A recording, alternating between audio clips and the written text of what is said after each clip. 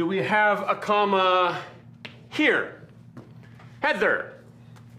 Because it's an introductory participial phrase.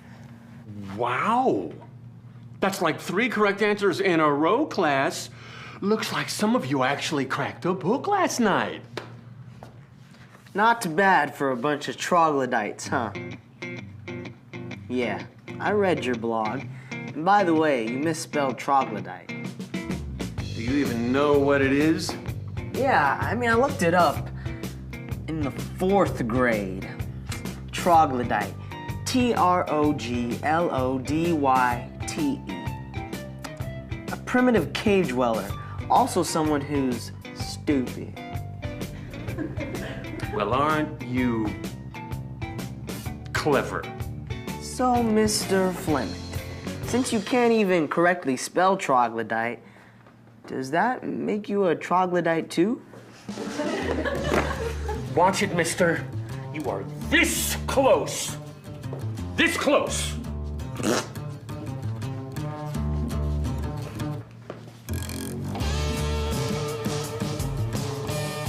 Jenna, to the board.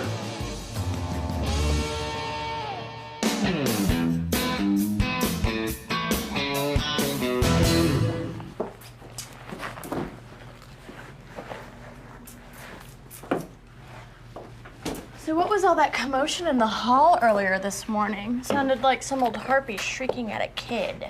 That was Mrs. Kaminsky. She is kind of a harpy, actually. She dragged one of her special needs kids out into the hallway. Called him some pretty nasty names.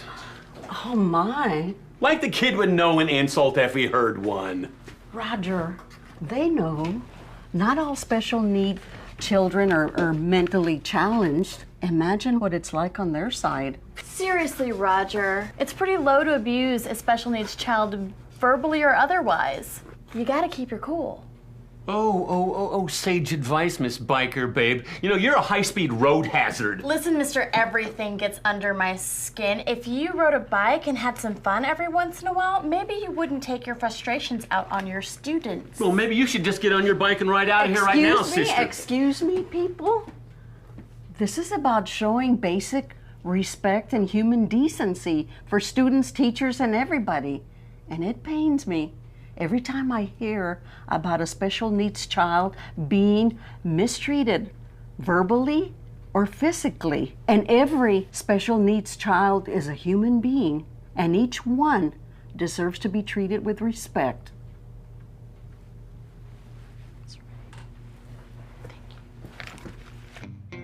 We will continue working this week on persuasive writing with a 500-word essay. Everybody must choose their own topic. His or her own topic. Excuse me? Well, everybody is singular, and you use the plural pronoun there. Yes. Thank you, Brandon.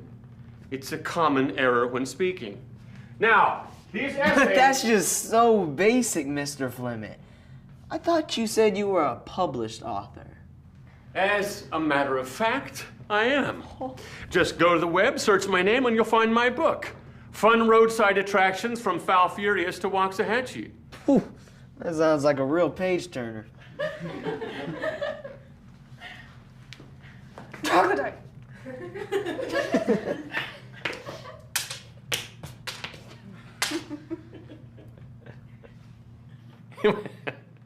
My luck that the one smart kid in the school is in my language arts class.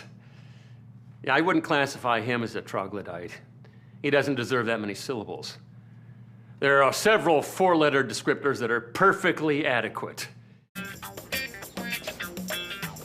Ha! Idiots.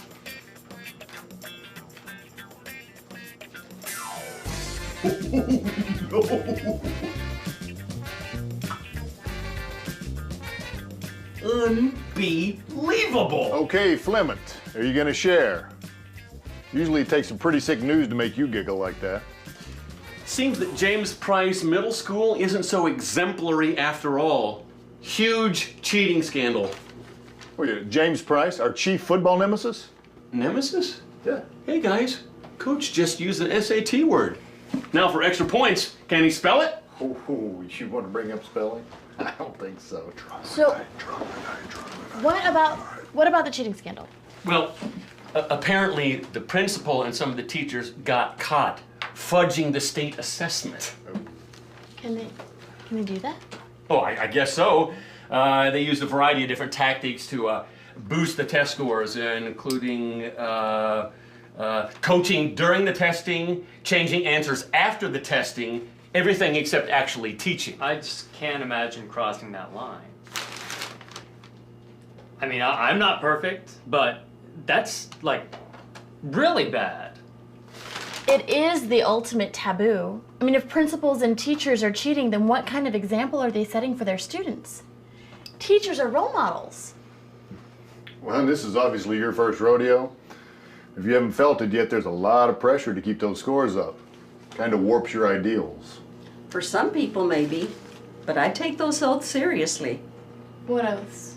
You know, the oath that you have to sign before the test, swearing that you'll handle everything properly, and then the oath that you have to sign, swearing that you did follow procedures and that you don't know of anyone else violating the procedures.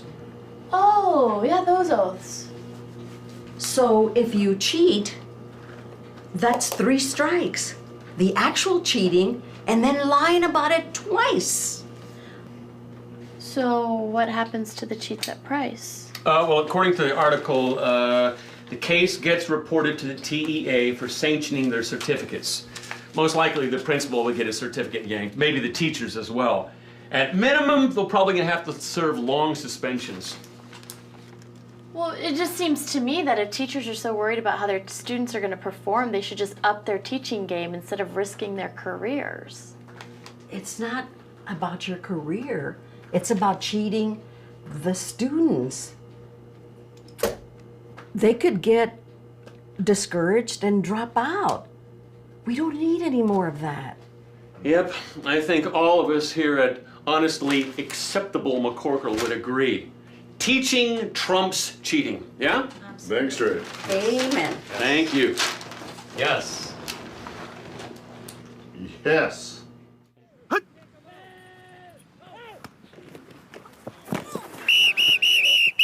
What in the world are you doing there, son, huh? Were you trying to hug him? Maybe I should get you a skirt and call you Sally. I think you need a little demonstration in how to tackle, and your whole team's gonna give you one at the same time. Now get up, everybody line up.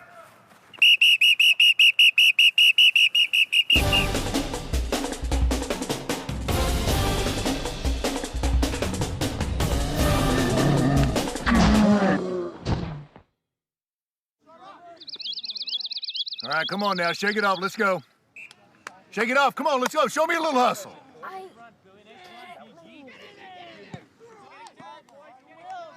Somebody go get a trainer.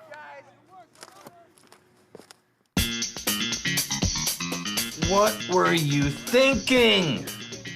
The boy has a minor concussion. It's a physical sport. These are adolescents. And there was no sport in what you did, Dwight. I played ball. I don't remember Coach calling Dogpile the weakling. You just lost it. Look, I do get upset when my players don't perform, especially when they blow the fundamentals. Oh, really? Well, I get upset when my teachers can't manage their emotions and make bad decisions. And because this is the second time in 2 weeks that I've had to talk to you about poor judgment, the first being your flirtatious texting, I'm gonna put you on administrative leave for 1 week. Oh, come on, Don. Nah, it's gonna give you a chance to think about your behavior, and you can either decide to improve or leave.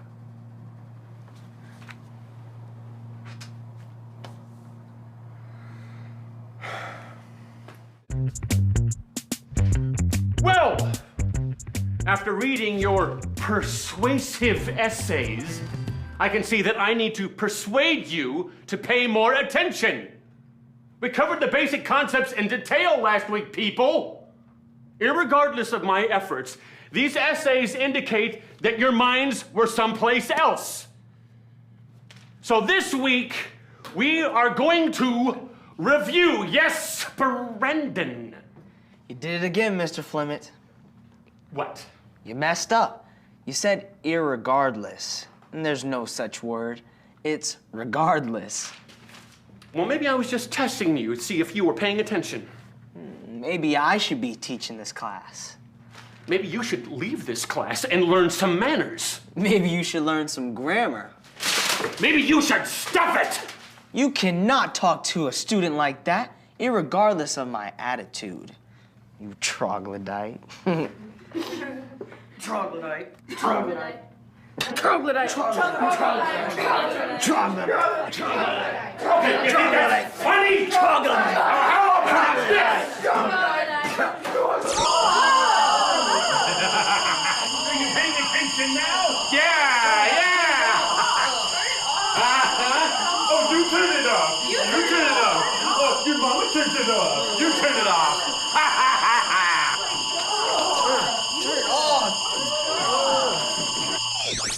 Well, I can think of worse things that teachers have done to students.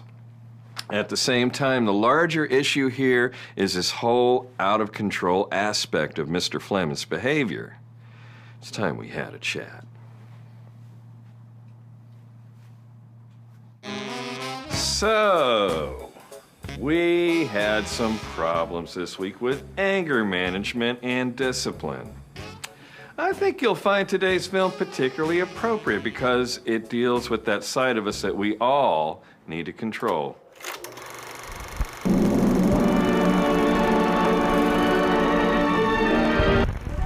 All of us, no matter how mild-mannered we appear, have another side.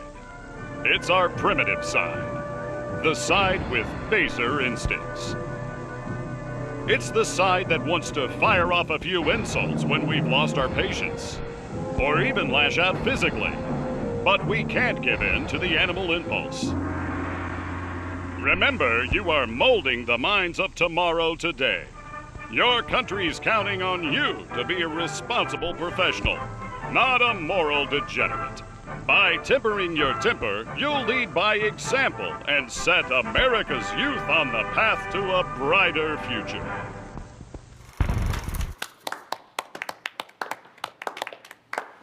So, how do we keep the dark side at bay? Well, we follow a few simple rules. We must learn to, Roger, de-escalate, not escalate. Carmen. Show patience and respect when dealing with all students. Yes. Cassie? Use appropriate language. Absolutely. And Patrick? Refrain from physical contact, like grabbing or pushing when disciplining a student. That's right. And even in districts that allow corporal punishment, you can't grab a kid by the ear and drag him down to the vice principal's office. Unless there are any questions, see you next time.